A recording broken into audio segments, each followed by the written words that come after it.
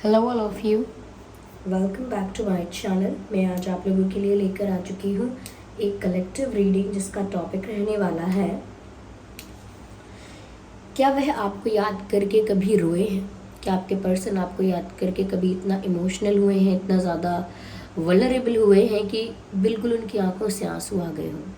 तो हम ये जानने की कोशिश करेंगे जिस पर्सन के बारे में आप सोच रहे हैं, क्या वह आपको याद करके कभी रोए हैं।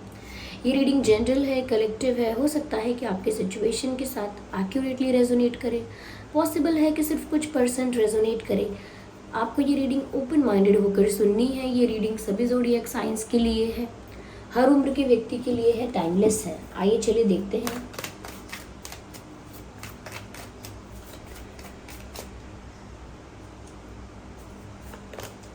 Okay, 8 of Wands, the Fool,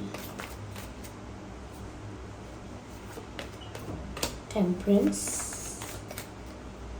okay, so Victory, Ace of Swords। Actually, मुझे यहाँ पर ऐसा लगता है कि आप इस पर्सन के लिए दुख का कारण नहीं, लेकिन खुशी का कारण बने हो। इंटरेस्टिंग। हम ये देखने की कोशिश कर रहे थे कि क्या ये जो व्यक्ति है, क्या ये आपको याद करके कभी रोए हैं, आंसू बहाए हैं कभी आपके लिए, क्या इतना दुखी हुए हैं क्या?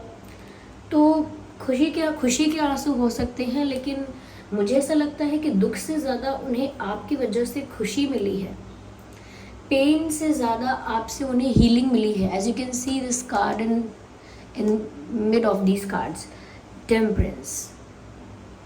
ऐसा दिखता है कि दुख तो इन्हें किसी और से, कहीं और से, किसी और लाइफ एक्सपीरियंस से मिला है, किसी और बैड एक्सपीरियंस से मिला है, लेकिन आपसे जो उनको मिला है वो सुख शांति है। आपसे जो उनको मिला है वो है हीलिंग। कहीं ना कहीं पास्ट में उनके साथ कुछ ऐसे एक्सपीरियंसेस हुए हो सकते हैं या हुए थे जहाँ पर उनको काफ़ी ट्रॉमा हुआ, काफ़ी कुछ सफ़र करना पड़ा, फेस करना पड़ा। हो सकता है किसी ने इनको चीट किया या फिर स्ट्रगल बहुत रहा है। ज़रूरी नहीं है चीटिंग हो, लेकिन स्ट्रगल हो सकता है, एक तरह का प्रेशर भी हो सकता है। ये लोगों ने धोखे दिए हैं, रिश्तेदारों ने, फ्रेंड्स ने, कोई अगर पार्टनर था पहले तो उसने, लेकिन यहाँ पर दुख था इनकी ज़िंदगी में, लेकिन आप इनके लिए एक हीलिंग पावर बने हो। आपने इनके उस ज़ख्म को भरा है जो ज़ख्म आपने इन्हें नहीं दिया। Yes, you are fixing something that you didn't break. आप ऐसा कुछ सही कर रहे हो या आपने किया है इनकी लाइफ में जो आपने नहीं बिगाड़ा था। कोई ऐसा ज़ख्म आपने इनका ठीक किया है जो ज़ख्म आपने इनको नहीं दिया था, जो तकलीफ़ आपने इन्हें नहीं दी थी वो आपने ठीक की है। तो यहाँ पर व्यूअर्स, आप इनकी लाइफ में एक हीलिंग एंजल बन के आए। आपका ऑरा, आपकी एंट्रेंस, आपकी प्रेजेंस इनकी लाइफ में सुख शांति बिखेरती है। तो आपने इनको किसी डिप्रेसिंग फेज से बाहर निकाला है, चाहे आपको भी रियलाइज़ ना हुआ हो, इनको भी ना हुआ हो कि कब मैं डिप्रेशन से बाहर आ गया, या कब मैं अपने दुख को भूलकर हंसने लगा या हंसने लगी, या कब मैं अपने पुराने पास्ट एक्सपीरियंसेस को भूलकर एक न्यू बिगिनिंग के लिए प्लान करने लगी। पता ही नहीं चला, इन्हें खुद पता नहीं चला हो सकता है, तो आपको कैसे पता चलेगा? तो यहाँ पर आप इनके लिए रोने का या दुख का नहीं, खुशी का कारण बन के आए हैं।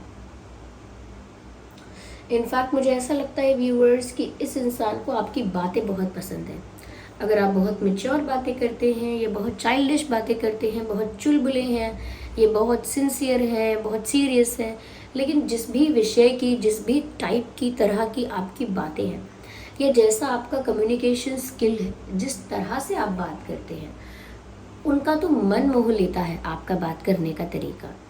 जैसे भी आप बात करते हैं, जिन भी शब्दों का आप चयन करते हैं, और जो भी समझाते हैं, बड़े डीप लेवल पर समझाते हैं, या कुछ अगर हंसाते हैं तो दिल खुश कर देते हैं, तो आपके अंदर, आपकी कम्युनिकेशन में वो पावर है कि वो दूसरे को इन्फ्लुएंस करती है, दूसरे के माइंड को इम्पैक्ट करती है, दूसरे की लाइफ को इफ़ेक्ट करती है। In good way, okay. यानी कि आप अगर हंसी मजाक करते हैं तो सच में अंदर से किसी के मन में खुशी आती है। जो भी बोलते हैं वो उन्हें सच में खुश करता है। ये सच में आप जो कहते हैं वो उसे समझने की कोशिश करते हैं और आपकी बातों का विश्वास भी करते हैं, आपकी बातों का उनके मन पर असर भी होता है। कुछ लोग होते हैं ना जो कहते हैं कि मैं बोलता हूँ तो इनके सर के ऊपर से बात निकल जाती है, या फिर ये एक कान से सुनते हैं दूसरे कान से निकाल देते हैं। लेकिन आपकी बातों में वो बात नहीं है, आपकी बातें ऐसी नहीं, आपकी बातों में इतना इम्पैक्ट है, इतनी आपकी बातों में कन्विंसिंग पावर है कि बात करने का तरीका ऐसा है या नॉलेज ऐसा है, कुछ भी कह लीजिए। लेकिन आप जो कहते हैं उस पर विश्वास करने को जी चाहता है, आपको बार बार सुनते रहने को जी चाहता है, आप जो कहते हैं वो सुनकर अच्छा लगता है। तो आप इन्हें हील कर रहे होते हैं, आप इनसे बात करके भी, ये भी एक बात है, ओके। तो ये हमारा जो प्रश्न था कि क्या ये आपको याद करके रोए हैं, नहीं व्यूअर्स, आपने इनके फेस पर स्माइल दी है या आपने इनके चेहरे पर खुशी लेकर आई है। यहाँ पर मुझे ऐसा भी लगता है व्यूअर्स कि आपके आने के बाद तो वो अपना पास्ट भुलाकर एक न्यू बिगिनिंग करना चाह रहे थे आपके साथ, या करना चाह रहे हैं। ये जो फूल का कार्ड है यहाँ पर एक मुझे न्यू बिगिनिंग दिखाता है और ये इस हीलिंग के बाद ही है। मुझे ऐसा लगता है व्यूअर्स कि ये आपकी वजह से एक हैवी बर्डन को रिलीज करके आगे बढ़ने के बारे में सोच पाए हैं। वो आप हैं जिसने इनको एक शेल से बाहर निकाला है। ये अपने ही पास्ट में स्टक होकर रह गए थे या रह गई थी, उसी गिल्ट में, उसी पेन में या उसी सफरिंग में। But you helped this person, आपने इनकी हेल्प की, चाह के या ना चाह के भी, पर हुई इनकी हेल्प और इन्होंने आपके साथ एक न्यू बिगिनिंग करने का, एक अपनी लाइफ की एक नई शुरुआत करने का फैसला किया। तो आपने इनको एक न्यू होप दी है, आपने इनको एक न्यू अपॉर्चुनिटी दी है, एक नया चांस दिया है। It's like a rebirth for them, उनके लिए एक सेकंड चांस है ये लाइफ में। तो वो आपकी रिस्पेक्ट बहुत करते हैं, आपको वैल्यू बहुत करते हैं, ऑन टॉप ऑफ इट वो आपको एडमायर बहुत करते हैं। यहाँ पर ऐसा लगता है कि वो आपको पाना चाहते हैं, उनके अंदर वो जुनून है, वो पैशन है। ये विक्ट्री का कार्ड देख रहे हैं व्यूअर्स, अब जो उन्होंने आपके साथ न्यू बिगिनिंग का मन बनाया है तो अब वो आपको पाना ही चाहते हैं, किसी भी कीमत पे आपको अपना बनाना चाहते हैं।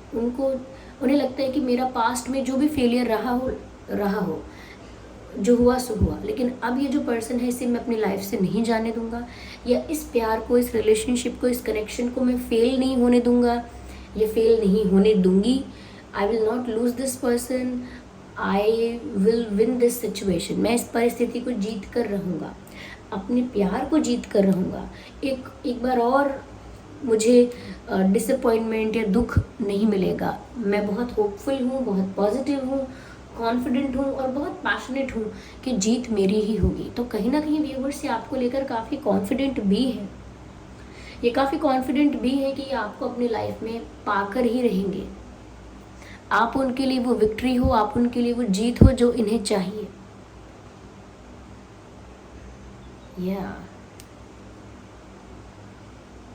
ऐसा लगता है जैसे ये इंसान आपसे शादी करना चाहता है, आपको अपना बनाना चाहता है, जैसे बारात लेकर आपके घर आना चाहता हो, या अगर फीमेल है तो चाहती हो कि आप उनके घर बारात लेकर आए, ऐसा कुछ।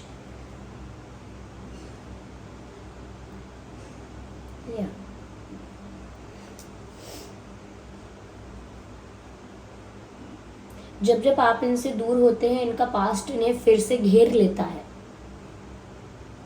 जब भी आपके और इनके बीच में डिस्टेंस आता है, इनकी पास्ट की वही चीज़ें बार बार इनकी लाइफ में आने लगती हैं।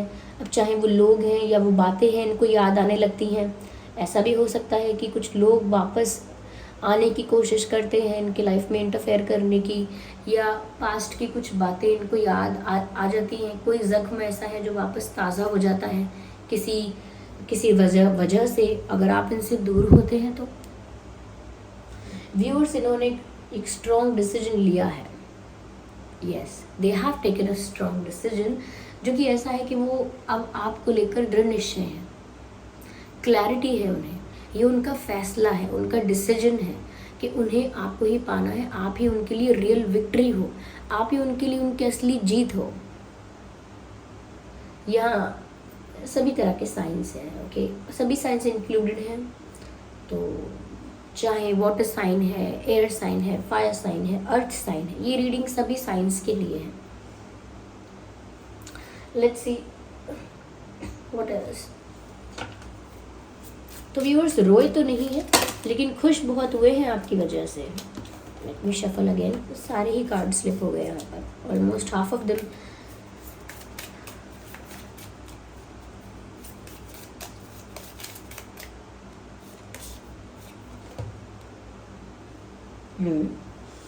Enough attraction or chemistry to keep this relationship going. कहीं ना कहीं व्यूअर्स, आपको ऐसा लग सकता है कि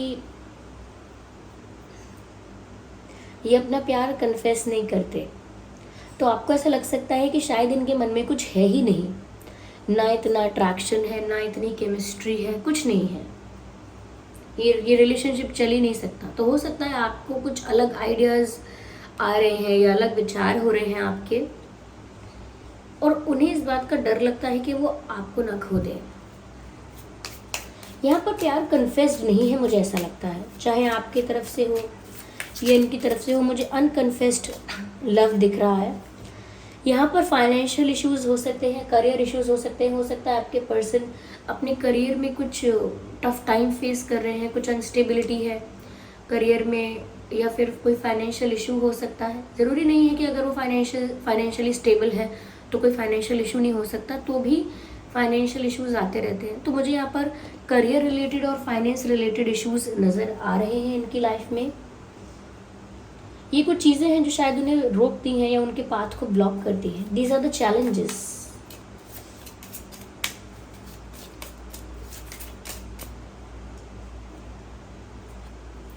release your ex, the time has come to clear your energy. मैंने कहा ना व्यूअर्स, इनका पास्ट जो है वो बार बार इनकी लाइफ में इंटरफेयर करता है। तो अगर इनका कोई एक्स है, ये पास्ट में कोई ऐसा पर्सन है जो इनको इम्प्रेस करने की या इनसे फ्लर्ट करने की कोशिश कर रहा था, एक ऑप्शन था, वो बार बार इनकी लाइफ में आने की कोशिश करता है या आता है जब जब आप इनसे दूर होते हैं। तो कहीं ना कहीं इस इंसान से पूरी तरह से आपके पर्सन को फ्री होना चाहिए। ओके, ऐसा नहीं कि वो उधर अटैच्ड है, अटैच्ड नहीं है, अटैचमेंट नहीं है, लेकिन इंटरफेरेंस कभी कभी होता है ऐसे लोगों का। तो आपके पर्सन को अपनी एनर्जी क्लियर करनी चाहिए सबसे पहले, कि किसी का भी इन्वॉल्वमेंट अलाउ नहीं करना चाहिए। यहाँ पर करियर रिलेटेड इश्यूज, एक्स को लेकर इश्यूज भी हैं और फैमिली इश्यूज भी हैं। देखिए व्यूअर्स, ये इंसान आपके लिए बहुत पैशनेट है, लेकिन इनकी लाइफ में चैलेंजेस हैं। फाइनेंशियल इश्यूज भी हो सकते हैं, फैमिली रिलेटेड इश्यूज साफ साफ दिख रहे हैं, अनकन्फेस्ड फीलिंग्स, अनकन्फेस्ड लव, एक डर है आपको ना खोने का, मतलब एक डर है कि वो आपको ना खो दे। ओके, और साथ ही साथ एक्स का भी कोई इशू हो सकता है, पास्ट का कोई ऐसा इशू है जो बार बार अराइज हो जाता है।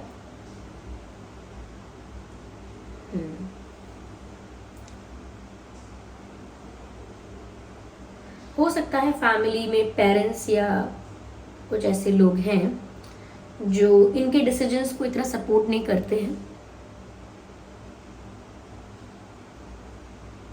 और कोई है जो इनके लिए बड़ा दुखी हो रहा है।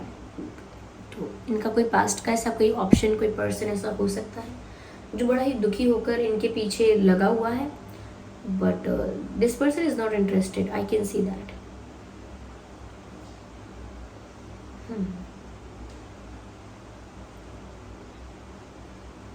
मुझे ऐसा लग रहा है कि ये अब फाइनेंशियली ग्रो करने की कोशिश कर रहे हैं करेंटली लाइफ में, एक अपना गोल अचीव करने की कोशिश कर रहे हैं, किसी फील्ड में, किसी चीज़ में सक्सेस पाना चाहते हैं। Yes,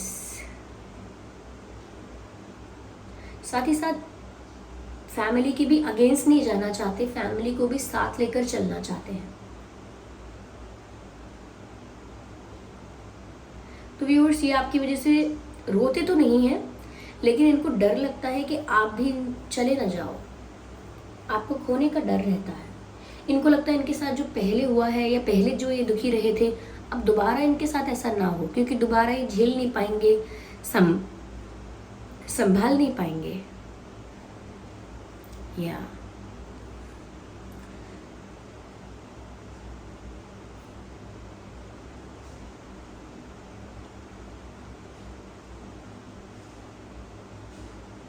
so viewers, this was the reading. ये रीडिंग थी। आई होप ये रीडिंग आपके लिए हेल्पफुल और रिलेटेबल रही है। अगर इस रीडिंग ने आपको थोड़ा भी हेल्प किया है या आपकी सिचुएशन से रिलेट करती है तो कमेंट करके बताइए। वीडियो को लाइक करना बिल्कुल मत भूलिए। वीडियो को लाइक कीजिए, कमेंट करके बताइए कितने % आपसे रेजोनेट करता है, कौन सा पार्ट आपके साथ रेजोनेट करता है, और सब्सक्राइब ज़रूर कीजिए ड्रीम टैरो चैनल को। और चलिए फिर मिलते हैं अगली रीडिंग में। तब तक के लिए bye bye family, bye bye angels, love you all, bye bye, take care.